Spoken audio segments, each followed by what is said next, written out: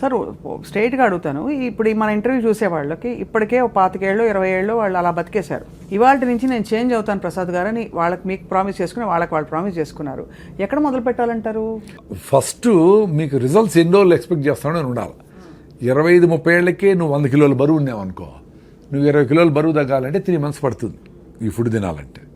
ఆ సామెతలు ఏముండాయి, ఒకసారి తింటే యోగి అనేది న్యూట్రిషియస్ ఫుడ్. ఒకసారి కూర్చొని ఓపిగ్గా కింద కూర్చొని పెను మీద నుంచి ప్లేట్లేకి రాగి ముద్దనో జొన్న రొట్టెలో సజ్జ రొట్టెలో వేడిగా అట్ట పెట్టుకొని అన్ని గుళ్ళో పెడతారు కదా, గుగ్గిళ్ళు, పెసులు, అలసదులు ప్రోటీన్ కోసం. నేను వెజిటేరియన్ కదా, అందుకని ఎక్కువ వెజిటేరియన్ గురించి మాట్లాడుతూ ఉంటాను. అన్ని గుగ్గిళ్ళు, అంత ఆకుకూర, 2 మామిడి పళ్ళు, అన్ని పల్లీలు, అంత బెల్లం ముక్క, ఇన్నెట్ట తినేది అంటారు. అన్ని తినాలా. ఇల్లు వదిలిపెట్టి పోయేటప్పుడే అట పూర్తిగా తినేసి పోయి మళ్ళీ పని మీద ఉండాలి. ఆ డబ్బడబా కుక్కర్ 2 నూడిల్స్, ఒక 6 ఇడ్లీ తినేసి మళ్ళీ ఎప్పుడెప్పుడు ఏం పెడతారా అని సీరియస్ మీటింగ్ జరుగుతూ ఉంటుంది. ఆ సౌండ్ వస్తే చూస్తారు, ఏమైనా తిండామా, ఎప్పుడు తిండి మీదనేనా. అంతే, నిజమే.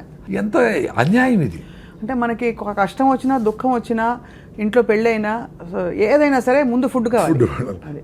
అదే చెప్తామండి, న్యూట్రిషియస్ ఫుడ్ సఫిషియెంట్గా ఫుడ్ పెడితే అది చిన్నగా డైజెస్ట్ అవుతూ ఉంటే మీకు సఫిషియెంట్ క్యాలరీస్ బర్న్ అవుతూ ఉంటే మళ్ళీ ఆకలి కాదు.